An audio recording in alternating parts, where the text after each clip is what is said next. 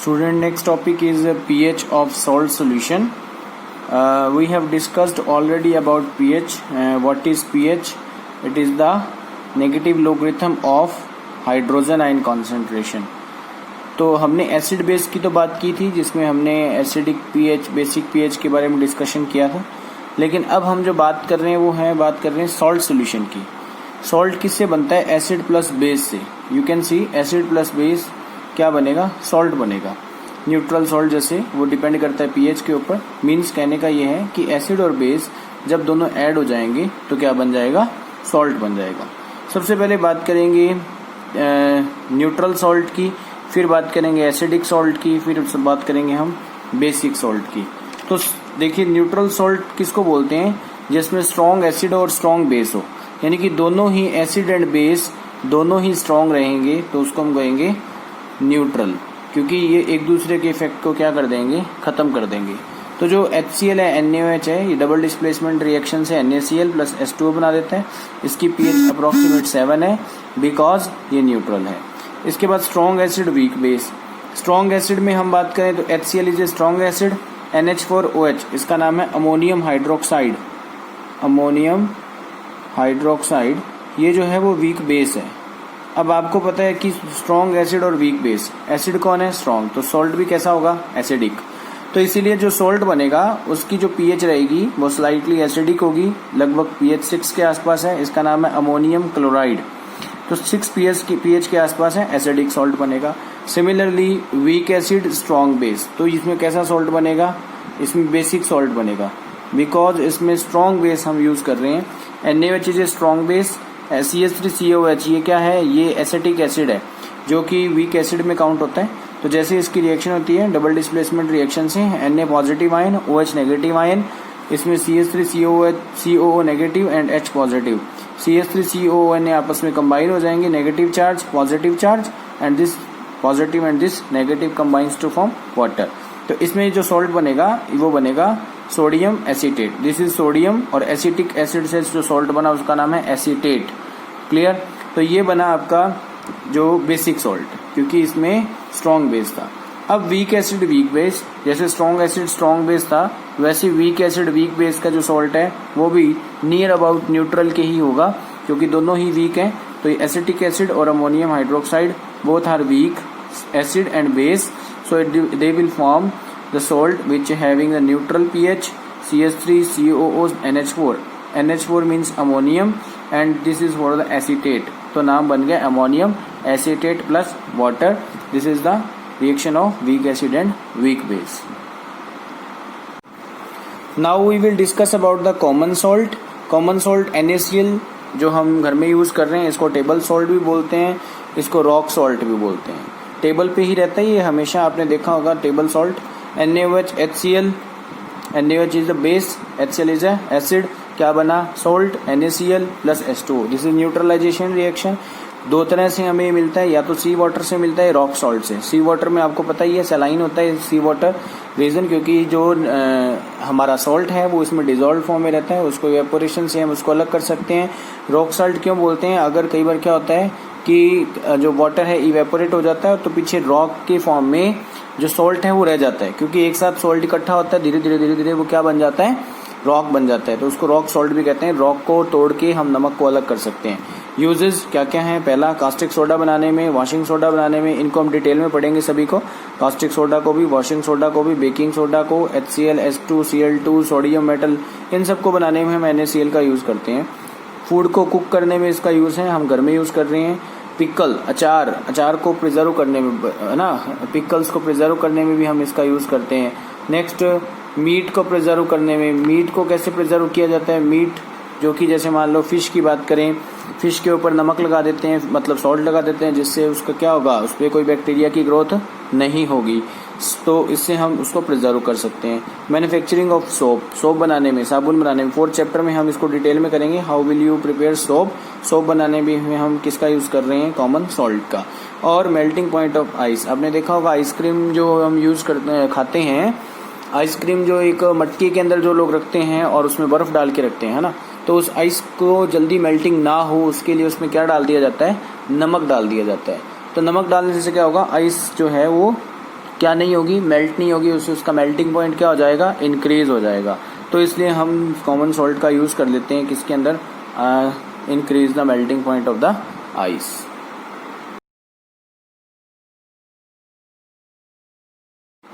Last topic में हमने देखा था कि हम जो सॉल्ट्स हैं उसके यूजेस में हमने देखा caustic soda, washing soda, baking soda हम बना सकते हैं।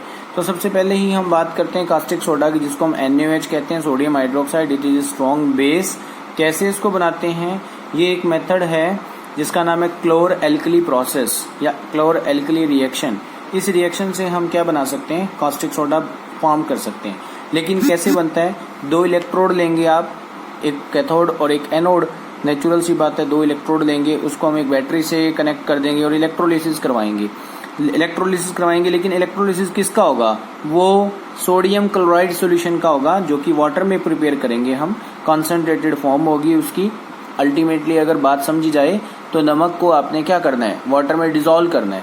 डिसॉल्व करके उसका कॉन्सेंट्रेटेड फॉर्म बनाना है, जिसको हम ब्राइन बोलते हैं, BRINE, ब्राइन। इस ब्राइन की हमने इलेक्ट्रोलिसिस करवानी है, मीन्स उसमें इलेक्ट्रिसिटी का फ्लो करवाना है, जिसकी वजह से जो ब्राइन है वो NaOH, Cl2 और H2 ये 3 पार्ट्स में डिवाइड हो जाएगा। तो वो कैसे होगा, वो अकॉर्डिंग टू देयर जो इलेक्ट्रोड है, कैथोड है या एनोड है, उसके अकॉर्डिंग वो अपने आप उस तरफ मूव कर जाएंगे। हाइड्रोजन पॉजिटिव चार्ज कैरी करता है, क्योंकि इलेक्ट्रॉन को क्या कर सकता है, ये डोनेट कर सकते हैं। And chlorine will accept the electron. जब इलेक्ट्रॉन ये एक्सेप्ट करेंगे तो इस पे कौन सा चार्ज आ जाएगा, माइनस। तो माइनस वाला किसकी तरफ मूव करेगा, प्लस की तरफ। जब ये प्लस की तरफ मूव करेगा, दैट मीन्स ये किसकी तरफ जा रहा है, एनोड की तरफ। तो ये किसकी तरफ जा रहा है, कैथोड की तरफ। NaOH जो है वो एक्वस फॉर्म में हमारे पास उसी ही इलेक्ट्रोलिटिक सोल्यूशन के अंदर हमें मिलेगा। जिस भी बीकर जार में हम लोग ये रिएक्शन कर रहे हैं, इलेक्ट्रोलिटिक जार में हम जो रिएक्शन कर रहे हैं, उसमें NaOH डिसॉल्व फॉर्म में मिलेगा। कब मिलेगा, जब हम NaCl के अंदर इलेक्ट्रिसिटी को पास कराएंगे। किस फॉर्म में है NaCl, एक्वस फॉर्म में, क्योंकि हमने इसको वाटर उसके अंदर ऐड कर दिया और हमने ब्राइन सॉल्यूशन बना दिया। तो ब्राइन सॉल्यूशन में इलेक्ट्रिसिटी को पास करने पे NaOH, Cl2 और हाइड्रोजन गैस बनती है। मैंने यहाँ पे लिख दिया है कि क्लोरीन जो है वो एनोड पे चली जाती है और हाइड्रोजन जो है वो कैथोड पे, because having this positive charge, having negative charge, so this will move towards the anode and this will move towards the cathode. तो इसके लिए अब आपने देखा कि क्लोर एल्कली रिएक्शन इसको क्यों बोलते हैं। क्लोर क्यों, क्योंकि इसमें क्लोरीन गैस बनती है। अल्कली क्यों, क्योंकि ये वाटर सोल्यूबल बेस है, तो इसलिए अल्कली बोलते हैं। क्लोर अल्कली प्रोसेस, इसलिए इसका क्या नाम दे दिया, क्लोर alkali process. Very important reaction है स्टूडेंट्स, ये काफी बार एग्जाम में पूछी जा चुकी है। तो इसका नाम हमने दे दिया chlor alkali process for the formation of the caustic soda. Now what are the uses of caustic soda. सबसे पहले बात करेंगे तो कास्टिक सोडा से हम सोप बना सकते हैं और डिटर्जेंट बना सकते हैं। ठीक है, जो भी इंडस्ट्रीज हैं जो कास्टिक सोडा से सोप बनाती हैं वो मेनली NaOH का ही मतलब कास्टिक सोडा का यूज कर रही है। डिटर्जेंट में भी कास्टिक सोडा का यूज है, क्योंकि बेटर क्लींजिंग एजेंट है, क्लीन कर सकता है बड़ी easily. Making of artificial textile fibre like rayon, rayon बनाने में भी इसका यूज है। मैन्युफैक्चरिंग ऑफ पेपर इंडस्ट्री में, और एल्यूमिनियम को एक्सट्रैक्ट करने में, किससे, उसकी ओर से। बॉक्साइट की ओर होती है एल्यूमिनियम के, आपने जो जूनियर क्लासेस में पढ़ा भी होगा, 7th 8th क्लासेस में आप ये आता भी है, इन ओर्स के नाम आते हैं। तो ओर्स जो है ना, ये बॉक्साइट और किसकी ओर होती है, एल्यूमिनियम की। तो एल्यूमिनियम बॉक्साइट से अलग किया जाता है with the help of sodium hydroxide, use to oil refining, making dyes. Oil की रिफाइनिंग में भी इसका यूज करते हैं। मेकिंग डाइज मतलब कलर्स बनाने में, डाई बनाने में इसका यूज करते हैं। और ब्लीच मतलब जो कि कलर को अलग कर देता है, कलर रिमूव कर देता है, उसको हम बोलते हैं ब्लीच। ठीक है, ब्लीचेस में भी इसका यूज किया जाता है। तो ये हमारा हो गया क्या, ये all about the caustic soda था। इसके बाद जो हम बात करेंगे वो करेंगे POP। POP नाम से सजेस्ट हो रहा है, POP नाम है प्लास्टर ऑफ पेरिस। ठीक है, पूरा नाम है इसका प्लास्टर ऑफ पेरिस। घर में हम इसका यूज करते हैं जब हमारा न्यू कंस्ट्रक्शन चल रही होती है। घर में हम घर जब बनाते हैं तो छत के ऊपर जो रूफ की सीलिंग करते हैं with the help of POP करते हैं। सबके घर में POP होती है अप्रोक्सीमेट, आपने देखा होगा। तो केमिकल फार्मूला इसका है कैल्शियम सल्फेट। अब ये वाटर जो लगा हुआ है ये हाफ है, हाफ को बोलते हैं हेमी। आप जैसे हेमीस्फीयर, स्फीयर का हाफ क्या होता है, हेमीस्फीयर। सिमिलरली वाटर के लिए यहाँ यूज किया है हाइड्रेट, लेकिन वाटर मॉलिक्यूल कितना है, हाफ, तो इसलिए यूज करेंगे हेमी हाइड्रेट। क्लियर। तो नाम पूरा क्या हो गया, कैल्शियम सल्फेट हेमीहाइड्रेट। ये this is the chemical formula of POP. और ये जो पीओपी है वो जिप्सम से बनाते हैं। जिप्सम का फार्मूला क्या है, कैल्शियम सल्फेट .2H2O। जिप्सम इसी का नाम है GYPSUM जिप्सम। ये जिप्सम से हम क्या बना सकते हैं, पीओपी। This is POP. लेकिन इसके लिए कंडीशन है, जिप्सम को हम 100 डिग्री सेल्सियस पे हीट कर सकते हैं। अगर आपने इससे ज़्यादा या कम पे हीट किया तो आपका जो पीओपी है वो नहीं बनेगा। तो अगर आपने इससे ज़्यादा हीट कर दिया तो और प्रॉब्लम हो जाएगी। क्या होगा कि इसमें से जो हाफ H2O है वो भी रिमूव हो जाएगा और यहाँ 2H2O बन जाएगा। दैट मीन्स ये पूरा का पूरा क्या हो गया, वाटर इसमें से रिमूव हो गया। तो वाटर रिमूव होने से पीओपी नहीं रहेगा। अब ये हाफ H2O क्या है, ये हाफ H2O को बोलते हैं वाटर ऑफ क्रिस्टलाइजेशन। क्या है ये, वाटर ऑफ क्रिस्टलाइजेशन। इस वाटर ऑफ क्रिस्टलाइजेशन को मैं आपको नेक्स्ट इसी पीओपी के बाद नेक्स्ट टॉपिक में डिस्क्राइब करूंगा। तो एक बार अब इसको होल्ड पे रखें कि वाटर ऑफ क्रिस्टलाइजेशन होता क्या है। अब इतना ध्यान रखिए कि ये जो कंपाउंड है जिसके साथ ये वाटर मॉलिक्यूल अटैच है, तो इस वाटर मॉलिक्यूल का नाम ही वाटर ऑफ क्रिस्टलाइजेशन होता है। कहते हैं हाफ H2O एग्जिस्टिंग फॉर्म में नहीं रहता, इसके लिए इसकी एक और रिएक्शन जो हम डिस्कस कर लेते हैं अभी। वो जो रिएक्शन है वो ये है 2 कैल्शियम सल्फेट। अब देखिए आपने कैल्शियम सल्फेट .2H2O, ये तो है जिप्सम, बट हमने इसको बैलेंस कर दिया तो हमने 2 लगा दिया। यहाँ हाफ था, हाफ को बैलेंस कर दिया तो कितना रह गया, 1 बन गया, 1H2 हो गया है सिंपल। तो 2 आगे इसके आ गया और वहाँ 1.5 था तो ये डबल इसका क्या हो गया, 3 हो गया। तो ये जो है ये भी हम इसको भी हम कह सकते हैं कि ये पीओपी की ही रिएक्शन है, पीओपी फॉर्मेशन की। बट इसमें जस्ट हमने क्या किया है, मॉलिक्यूल्स को डबल कर दिया और कुछ नहीं किया। मैं आपको बता रहा था कि 100 डिग्री सेल्सियस इसका नेसेसरी टेम्परेचर है, मतलब ये कंडीशन है। अगर 100 डिग्री सेल्सियस पे अगर आप इससे ज़्यादा हीट करोगे तो क्या होगा, इसकी सारा का सारा वाटर जो वाटर ऑफ क्रिस्टलाइजेशन है वो रिमूव हो जाएगा। और वाटर ऑफ क्रिस्टलाइजेशन के रिमूव होने के साथ ही ये एनहाइड्रस कैल्शियम सल्फेट बन जाएगा, जिसको हम अगेन पीओपी में चेंज नहीं कर सकते। और पीओपी में चेंज नहीं होगा तो सारा का सारा वेस्ट है, उसके बाद हमारे कोई काम का नहीं है। क्लियर। तो इसीलिए हम क्या करते हैं, इसको 100 डिग्री सेल्सियस पे हीट करते हैं, इससे ना तो कम और ना ही ज़्यादा डिग्री पर हम इसको हीट करते हैं। लेकिन इसको हम दोबारा जिप्सम में कन्वर्ट कर सकते हैं। वो कैसे, अगर हम कैल्शियम सल्फेट .2H2, आपने देखा होगा जब ये पीओपी के जो बैग्स आते हैं उस बैग्स के अंदर जब हम ऊपर सीलिंग करते हैं, रूफ सीलिंग करते हैं पीओपी की, तो होगा क्या उसके अंदर, पीओपी रूफ सीलिंग में क्या होगा आपको पता है कि उसको पहले वेट करना पड़ेगा। वेट करने के लिए क्या करें, हाफ H2O है, हाफ H2O को देखिए पानी मिलाएंगे, उसके अंदर पानी मिलाते ये 1.5 H2O इसमें ऐड हो जाएगा। ऐड होने के साथ ही ये क्या बना देगा, कैल्शियम सल्फेट .2H2O। ये फिर से किस में फॉर्म कन्वर्ट हो गया, ये कन्वर्ट हो गया आपका वापस जिप्सम के अंदर। तो कैल्शियम सल्फेट हेमीहाइड्रेट जो कि पीओपी था वो अगेन दीवार पे लगने छत पे लगने के बाद वापस किस में कन्वर्ट हो जाता है, वापस ये कन्वर्ट हो जाता है जिप्सम के अंदर। So this is the reaction of the POP. Important है ये टॉपिक। अब पीओपी को कभी भी आप मॉइस्चर वाली जगह पे नहीं रख सकते, तो इसलिए हमें इसको मॉइस्चर प्रूफ कंटेनर में रखना होगा। बिकॉज मॉइस्चर प्रूफ कंटेनर में रखने से क्या फ़ायदा है कि इसके अंदर अगर मॉइस्चर आ गया तो ये वापस किस में कन्वर्ट हो जाएगा, जिप्सम में कन्वर्ट हो जाएगा। इसीलिए इसको किस में रखा जाता है, ऑलवेज मॉइस्चर प्रूफ कंटेनर के अंदर। So this is the reaction of POP. Now the usages of POP, ये क्या क्या यूजेज हैं पीओपी के। तो सबसे पहले बात करेंगे तो use to joint the fractured bones. कई बार किसी पर्सन की बोन टूट जाती है तो आपने देखा होगा जो प्लास्टर होता है वाइट कलर का वो पीओपी से ही बनता है, ताकि बोन्स की जो पोजीशन है वो राइट जगह रह सके, कहीं इधर उधर वो आपस में बोन्स ना जुड़ जाएं। इसलिए बोन्स को अपनी उसकी राइट पोजीशन में रखने के लिए प्लास्टर को लगाया जाता है। हाथ या पैर जहाँ की भी आपकी हड्डी टूट जाती है तो फ्रैक्चर्ड बोन्स के अंदर हम पीओपी का यूज करते हैं। दूसरा, टॉयज बनाने में, decorative material, cosmetics, jewellery and chalk बनाने में भी हम पीओपी का यूज कर सकते हैं। Used for ceiling air gaps for making it air tight. किसी भी चीज को एयर टाइट बनाने के लिए जो एयर गैप होते हैं उसके चारों तरफ अगर हम पीओपी लगा दें तो उससे एयर जो है वो अंदर नहीं आएगी। या सीलिंग ऑफ रूफ, छत की सीलिंग करने में आपने देखा है छत पे जितनी भी पीओपी करती है वो उसको सीलिंग बोलते हैं हम। तो सीलिंग ऑफ रूफ में भी है। Use as fire proof material, तो फायर प्रूफ मटेरियल बनाने में भी हम पीओपी का यूज कर सकते हैं। यूजेस भी इंपॉर्टेंट है इसके, कोई भी 3 या 4 यूज आप याद कर लें, सफिशिएंट रहेंगे। Now the next topic is water of crystallization. इतनी देर से हम बात कर रहे हैं .2H2O, .1/2 H2O, वो सब क्या है, वो वाटर ऑफ क्रिस्टलाइजेशन ही तो था। ये वाटर ऑफ क्रिस्टलाइजेशन के अब हम बारे में डिटेल में थोड़ा सा देख लेते हैं कि इसको क्या कहते हैं, कैसे कहते हैं, क्यों कहते हैं।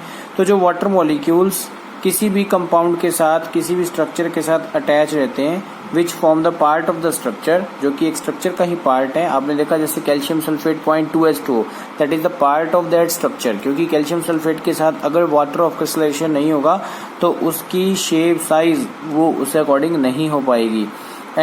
इसी को हम क्या बोलते हैं, वाटर ऑफ क्रिस्टलाइजेशन, जो कि उसका क्या है, स्ट्रक्चर का या किसी मॉलिक्यूल का पार्ट है। ऐसे सॉल्ट्स जिनके अंदर वाटर ऑफ क्रिस्टलाइजेशन रहता है उसको हम बोलते हैं हाइड्रेटेड सॉल्ट्स।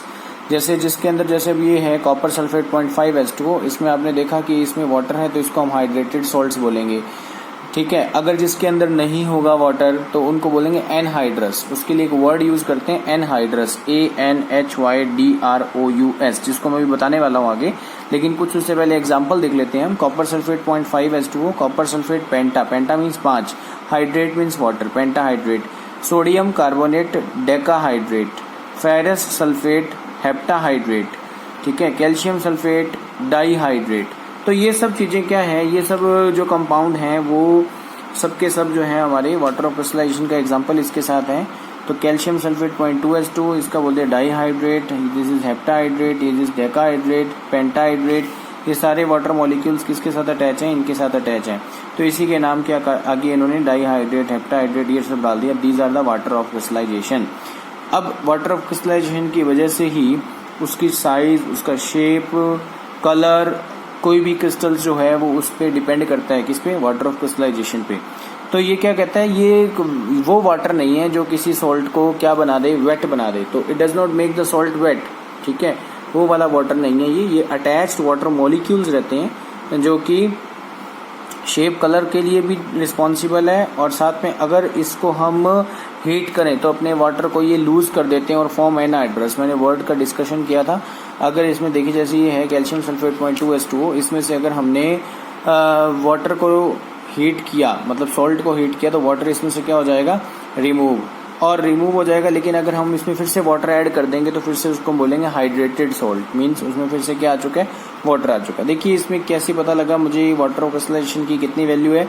तो पहले copper sulphate 0.5H2O, copper hydrated copper sulphate जो कि ब्लू कलर का था, बाद में हमने देखा कि कॉपर सल्फेट एनहाइड्रस जो कि किस में चेंज हो गया है, व्हाइट कलर में। दैट मीन्स ये किसका इफेक्ट आया, वाटर ऑफ क्रिस्टलाइजेशन का। इसके रिमूव होते ही ये ब्लू से किस में आ गया, व्हाइट में। लेकिन इस व्हाइट कलर को फिर से ब्लू में चेंज कर सकते हैं। वो कैसे, कि अगर हम इसमें 5H2 को फिर से ऐड कर दें, तो जब 5H2 ऐड हो जाएगा तो हम इसको क्या देखेंगे कि ये फिर से किस में हो गया है, ब्लू कलर में चेंज हो गया। That means this is the effect of water of crystallization. So this is all about the topic. अगर आपको कोई भी प्रॉब्लम हो तो आप क्वेरी कमेंट सेक्शन में लिख सकते हैं, या आप मुझसे पूछ सकते हैं, डायरेक्ट व्हाट्सएप पे मैसेज कर सकते हैं, कोई प्रॉब्लम नहीं है। तो जो भी डाउट हो आप पूछ सकते हैं, या जूम ऐप के थ्रू भी आप डिस्कशन कर सकते हैं, जो आपकी क्वेरी क्लास होगी उसके अंदर। Okay, thank you.